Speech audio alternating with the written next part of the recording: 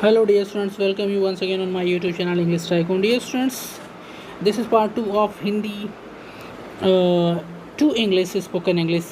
इसमें मैं आपको कुछ रेडीमेड्स वर्ड्स दूंगा जिससे इसका यूज करके आप अपनी कम्युनिकेशन अपनी इंग्लिश स्पोकन को बेहतर बना सकते हैं। डियर स्टूडेंट्स, ये पार्ट 2 है रेडीमेड वर्ड का। इससे पहले भी मैं पार्ट 1 अपलोड कर चुका हूँ। If you have not seen please visit to my channel and वहाँ पे स्पोकन इंग्लिश सीरीज का एक प्लेलिस्ट है, उसमें चेक इन करें, आपको मिल जाएगा वीडियो। तो चलिए स्टार्ट करते हैं, कुछ नए वर्ड्स लर्न करते हैं for spoken English. So that, as I told you, by learning slowly, you can improve your English in one day. Nobody can improve. For improving your English, you have to learn. So let's start. कुछ नए words sentences learn करते हैं। देखिए, पहले हम वो basic words learn करेंगे आज जो हम किसी से मिलते हैं उस समय हम बोलते हैं, ठीक है। और या फिर अपने जनरल कम्युनिकेशन, जब अपनी डेली लाइफ में जो कंडीशंस होती हैं उसमें इस तरह की कंडीशंस आती हैं जहाँ इस तरह के सेंटेंसेस हम हिंदी में बोलते हैं, तो उसको इंस्टेड ऑफ स्पीकिंग हिंदी हम उसको इंग्लिश में बोलेंगे। चलिए शुरू करते हैं। हेलो, आप कैसे हैं? आप किसी से मिलते हैं तो आप क्या कहते हैं? भाई आप कैसे हो, ठीक है। तो इसका इंग्लिश में क्या ट्रांसलेशन होगा? Hello, how are you. आप कैसे हैं? How are you. सामने वाला क्या रिप्लाई देगा? आप क्या रिप्लाई देगा? सामने वाला रिप्लाई देगा या मैं ठीक हूँ, आप कैसे हैं? Hi, I am fine, I am fine, fine, thank you. And you का मतलब आप कैसे हैं। फिर आप फिर रिप्लाई देंगे मी टू, मैं भी, मी टू। TOO का मतलब होता है भी। तो इस तरह पूरे सेंटेंस बोलने के आई एम ऑल्सो फाइन की जगह आप ये भी कह सकते हैं मी टू। ओके, तो this is a way to communicate, this is a way to speak out while communicate. बात करते वक्त इस तरह के सेंटेंसेस हम बना के बोल सकते हैं। अगला देखते हैं, घर पे सब कैसे हैं। आप पूछते हैं किसी से मिलते हैं या आप कॉल करते हैं तो आप क्या पूछते हैं? भाई घर पे सब कैसे हैं। तो how is everyone at home, how is everyone at home. Then आपको रिप्लाई क्या मिलेगा? घर पे सब ठीक है, everyone is fine at home, everyone is fine at home.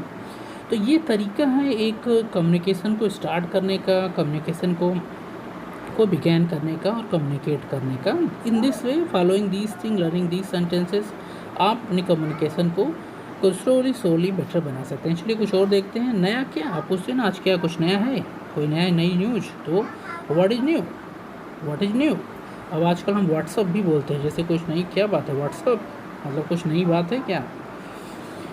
Answer क्या मिल सकता है आपको? कुछ नहीं, सब सामान्य जैसा, जैसे कुछ खास नहीं, सब रोज़ जैसा है, nothing special, everything is as usual. लेकिन अगर इसी की जगह अगर हाँ आज स्पेशल है, कुछ खास है, तो आप बोलिए समथिंग स्पेशल। क्लियर। तो ये दोनों कंडीशन है, कुछ खास नहीं है तो नथिंग है special, everything is as usual. As usual का मतलब होता है रोजाना की तरह। फाइन।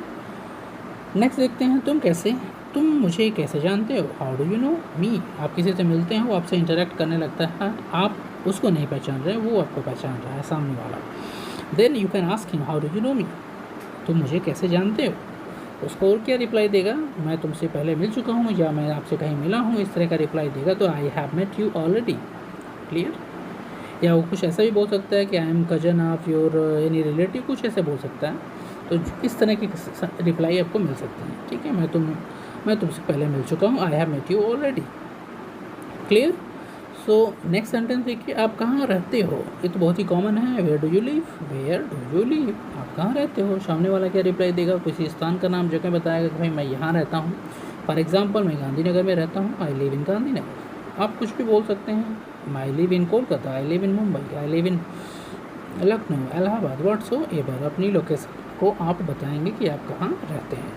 क्लियर। लोकेशन को आप बताएंगे, I live in Gandhinagar, I leave that particular place, किसी प्लेस का नाम आप बताएंगे और रिप्लाई देंगे। ये जो सेंटेंसेस मैं आपको बता रहा हूँ ये डेली यूज में कम्युनिकेट होता है, यूज होता है। These are basic words, basic learning के लिए है। You can learn it and you can give the reply. जैसे देखिए अगला, यहाँ से कितना दूर, आपसे किसी लोकेशन के बारे में पूछ रहे हैं कि वो लोकेशन आप जहाँ पे हैं वहाँ से कितनी दूर है। तो how far is it from here. Clear. How far is it from here, यहाँ से कितना दूर, how far is it from here. जैसे यहाँ से रेलवे स्टेशन कितना दूर है, how far is railway station from here. Answer क्या होगा? It is far just half kilometre, it is just half kilometre, या it is far just half kilometre, 1 kilometre, 2 kilometre. ये डिपेंड करता है कि वो कितने दूर पे। क्लियर। तो दूरी का पता लगाने के लिए कि हाउ फार कोई चीज़ कहाँ पे है, कोई लोकेशन कितने दूर है, तो हाउ फार, फिर इज़ दैट उस लोकेशन का नाम, railway station, airport, bus stand, from here, यहाँ से रेलवे स्टेशन या बस स्टेशन कहाँ कितनी दूर है? आंसर हो सकता है it is 1 kilometre away, it is 2 kilometre, it is 3 kilometre, it is 4 kilometre, accordingly हो सकता है। चलिए अगला देखते हैं। अच्छा अब मुझे जाना है, ऐसा अभी कम्युनिकेट करते हैं, कहीं आप गए हैं किसी से मिलने और फिर आपको जाना होगा, तो आप क्या बोलेंगे भाई? अच्छा अब मुझे जाना है, इंग्लिश में क्या बोलेंगे? Well I have to go now, well I have to go now. सामने वाला क्या आपको रिप्लाई दे सकता है? ठीक है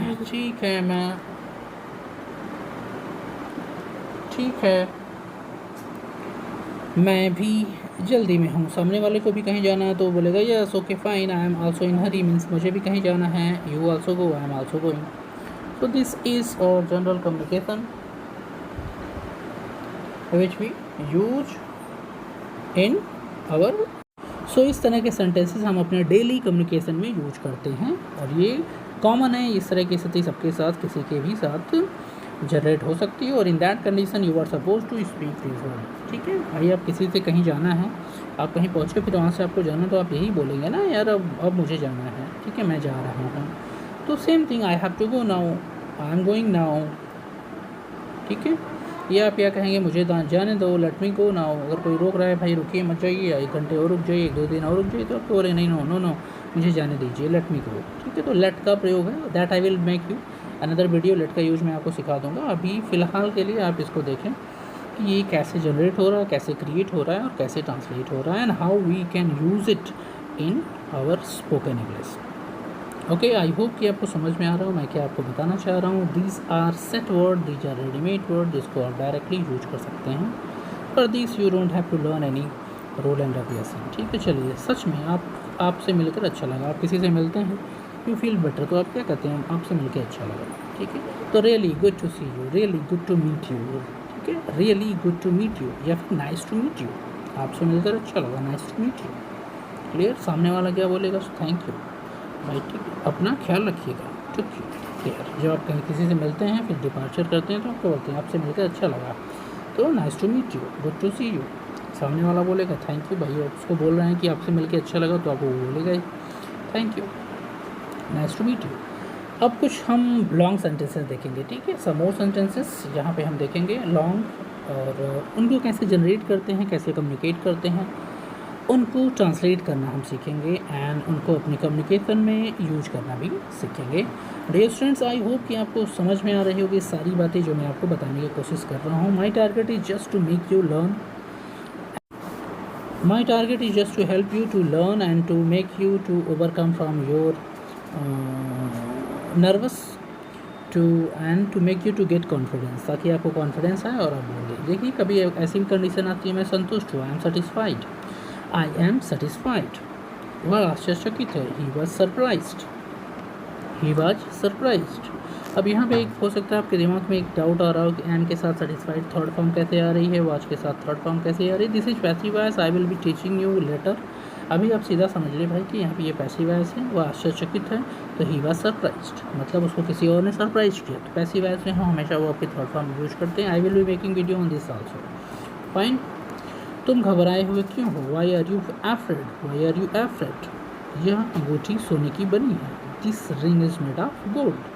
तुम्हारी कमीज फटी हुई, your shirt is torn. Torn क्या है? थर्ड फॉर्म है, टीयर की third form, tear to torn. Torn का मतलब होता है फटा होना।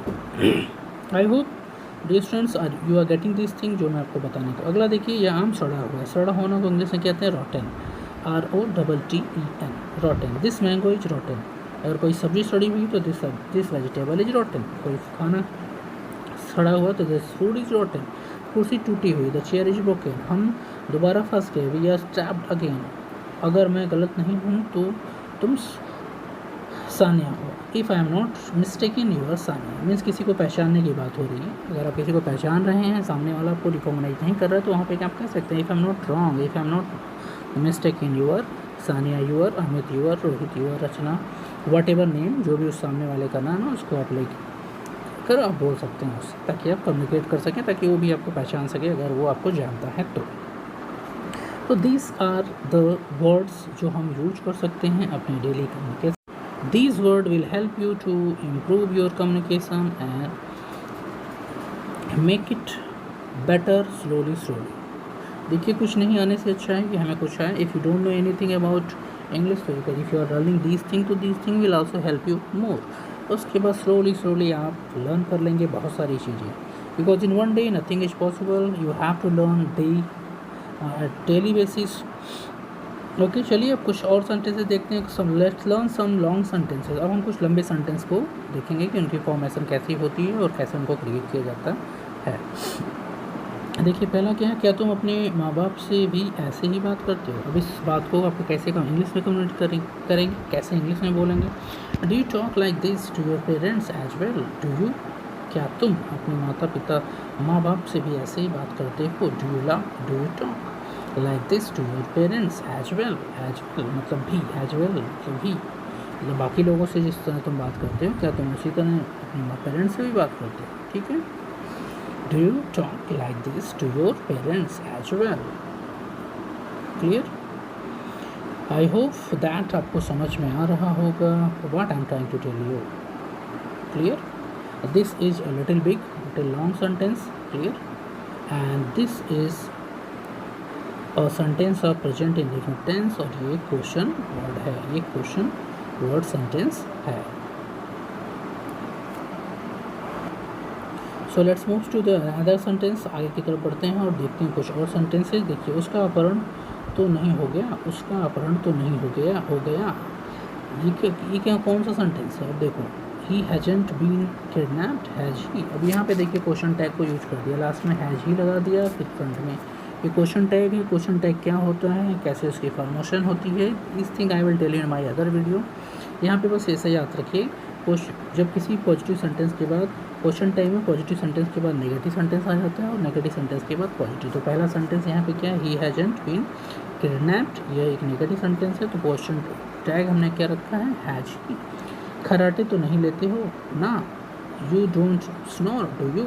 ये भी क्वेश्चन टैग है.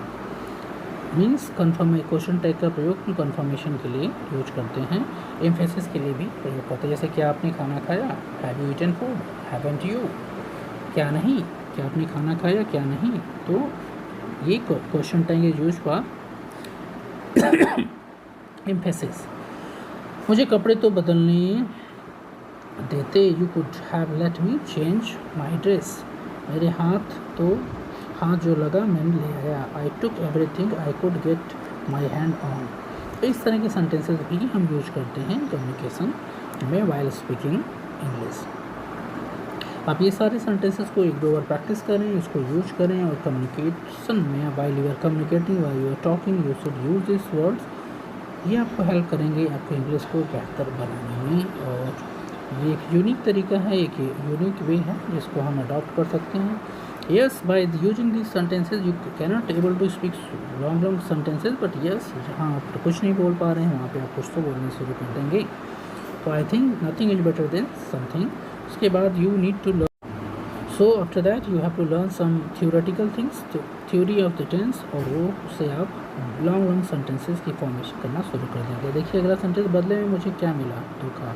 What did I get in return, betrayal. Betrayal का मतलब क्या होता है, धोखा. आप कहते हैं ना किसी को आपने हेल्प की, सामने वाले ने आपको धोखा दिया, तो आप नहीं कहते हैं what did I get in return, betrayal. Betrayal का मतलब होता है धोखा. तुम रहने दो इसे, मैं देख लूँगा इसे. ऐसे आप भी बोलते हैं you let it B.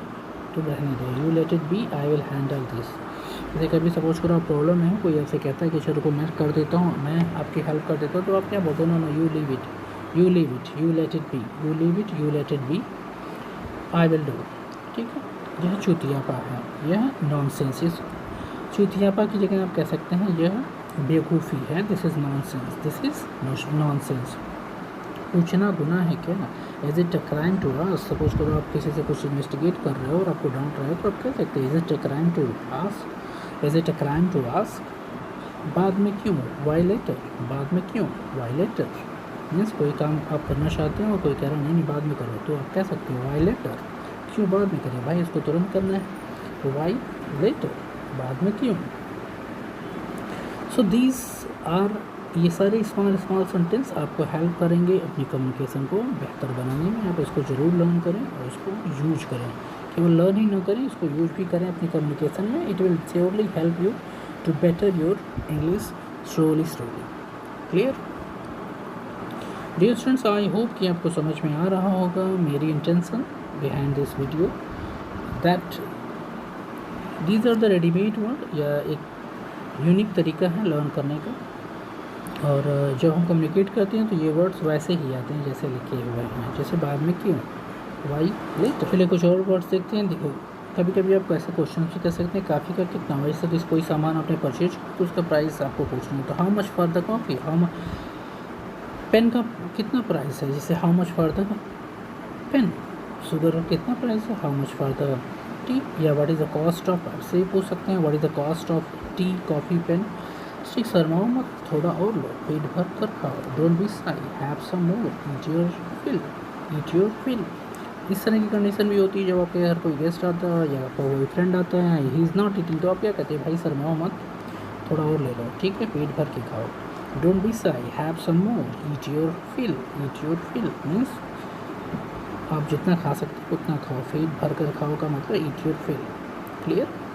So this is the condition which use to, जो आप अक्सर ऑफन देखते हैं अपनी लाइफ में, तो और इस तरह से आप सेंटेंसेस को क्रिएट कर सकते हैं और बोल सकते हैं in during your communication. So dear students, I hope you have enjoyed the video and you have learn many new sentences. आप इस सेंटेंसेस जो आपने सीखे हैं इस वीडियो में, इसको आप यूज करेंगे अपनी कम्युनिकेशन में और अपनी इंग्लिश को बेहतर बनाने की कोशिश करेंगे day by day. See dear students, there is no shortcut of learning. कोई भी लैंग्वेज आप सीखेंगे या सीखना चाहेंगे तो you have to learn the basic of that language also, you have to learn words, you have to go through the little grammar of that language and you have to practise. सो ये practice का part है, आप practice करें regular basis पे, definitely you are able to speak out English proper way.